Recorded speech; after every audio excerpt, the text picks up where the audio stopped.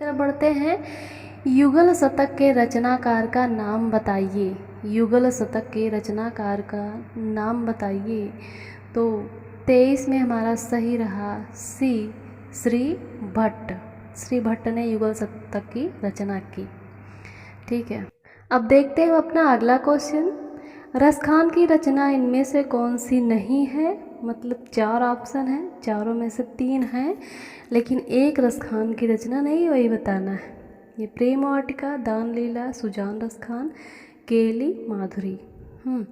तो इनमें से ए, बी, सी तीनों रसखान की रचना है और डी केली माधुरी यही इनकी रचना नहीं है। तो हमारा सही जवाब रहेगा डी केली माधुरी। क्वेश्चन नंबर 25 देखते हैं।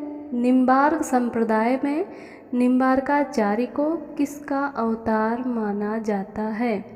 ये बहुत ही मोस्ट इम्पॉर्टेंट क्वेश्चन जो कि नेट और पीजीटी टीजीटी में लगभग आते हैं, क्योंकि ऐसे क्वेश्चन आते ही हैं जो कि हर किसी को पता नहीं होता ना। तो निम्बार्क संप्रदाय में निम्बार्काचार्य, इसका प्रवर्तन भी इस संप्रदाय का इन्होंने ही किया है। तो इसमें इन्हें किसका अवतार माना जाता है?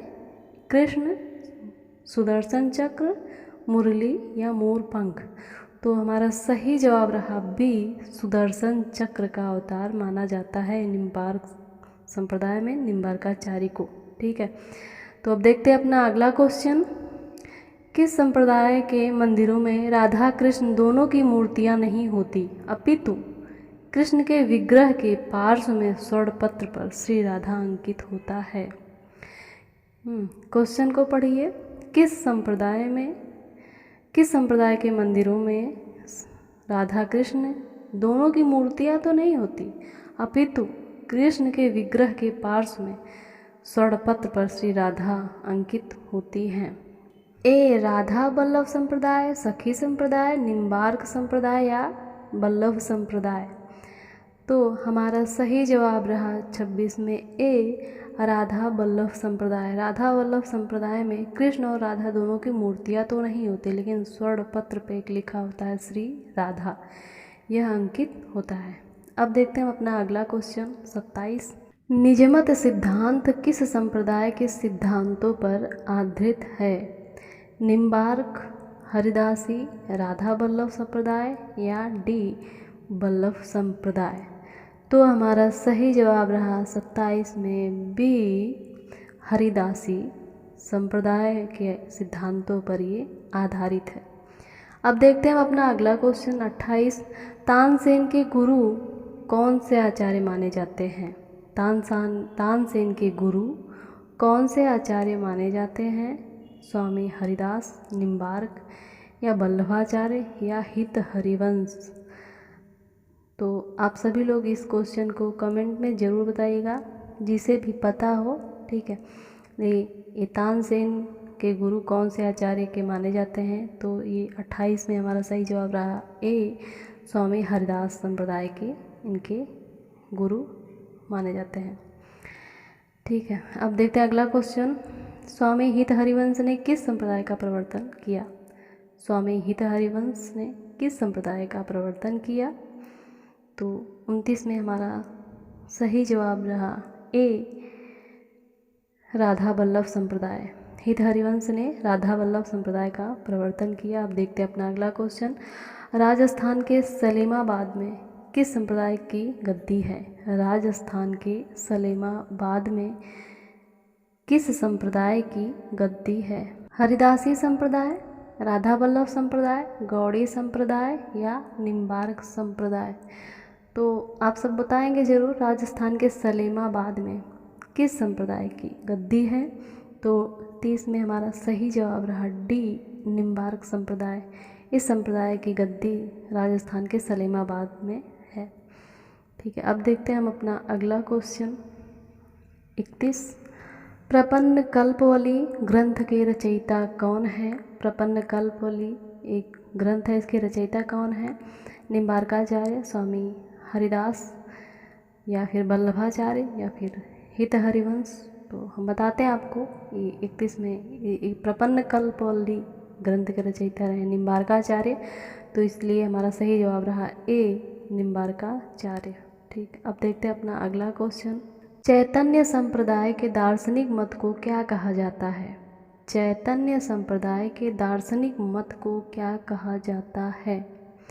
द्वैतवाद, अचिंत्य भेदाभेदवाद, या फिर द्वैताद्वैतवाद, या फिर शुद्धाद्वैतवाद।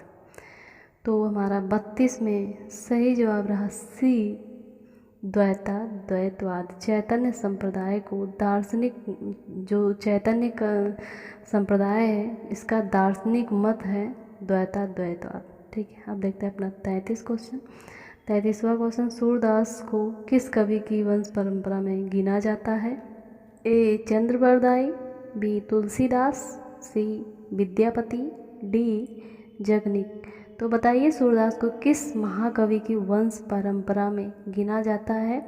तो हमारा सही जवाब रहा 33 में ए, चंद्रबरदाई की वंश परंपरा में सूरदास जी को माना जाता है। अब देखते हैं अपना अगला क्वेश्चन। सूरदास का जन्म कब माना जाता है?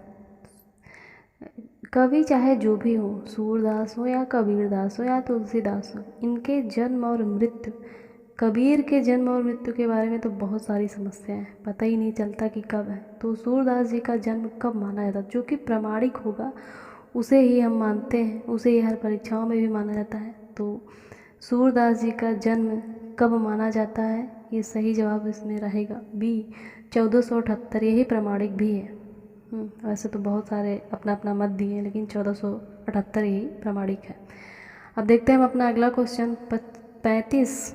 जनश्रुतियों के आधार पर किस कवि को तुलसीदास का भाई माना जाता है? जैसे इन लोग के जन्म और मृत्यु के बारे में जनश्रुतियाँ फैली हैं, वैसे भाई एक ये भी जनश्रुति फैली है कि तुलसीदास को भाई माना जाता है जनश्रुतियों के अनुसार, जो कि प्रमाणिक नहीं है। सूरदास को, नंददास को, हित हरिवंश को, या फिर ध्रुवदास को।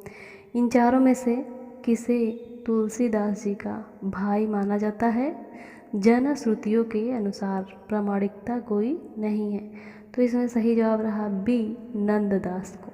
नंददास को इनका भाई माना जाता है। 36 देखते हैं। नंददास कहाँ के मूल निवासी थे? नंददास कहाँ के मूल निवासी थे? सुकर क्षेत्र, ब्रिज क्षेत्र, अयोध्या, या दक्षिण भारत के। तो हमारा सही जवाब रहा इसमें ए, सुकर क्षेत्र के। ये सुकर क्षेत्र के मूल निवासी माने जाते हैं नंददास जी। नंददास जी जो कि अष्टछाप के कवियों में भी आते हैं, सूरदास, नंददास। ठीक है, अब देखते हैं हम अपना अगला क्वेश्चन। हित 84 के रचयिता कौन है? हित 84 के रचयिता कौन है? स्वामी हरिदास, छित स्वामी, हित हरिवंश, या नंददास। हित 84 के रचयिता कौन है? अगर आप लोगों में किसी को पता तो बताइएगा ज़रूर कमेंट में। वैसे 37 में हमारा सही जवाब रहेगा सी, हित हरिवंश। हित 84 के इनके नाम से भी पता ही चल रहा है। अक्सर कभी ऐसे ही करते हैं। रसखान है तो अपने अपने नाम का कुछ यूज ज़रूर करते हैं, सूरदास भी ने किया है। ठीक है, हित 84 के रचयिता हित हरिवंश हैं। तो अपना अंतिम क्वेश्चन देखते हैं। किस कृष्ण भक्त कवि ने 42 ग्रंथों की रचना की है? सूरदास, ध्रुवदास, नंददास, या रसखान। किस कृष्ण भक्त कवियों ने? तो हमारा सही जवाब इसमें से रहा बी, ध्रुवदास। इन्होंने ही कृष्ण भक्ति के कवि हैं और इन्होंने ही 42 ग्रंथों की रचना की है। तो मैंने अपना सेकंड पार्ट आपको बताया। आई होप आप सबको समझ में आया होगा, और समझ में आया तो लाइक, सब्सक्राइब, शेयर करना ना भूलें।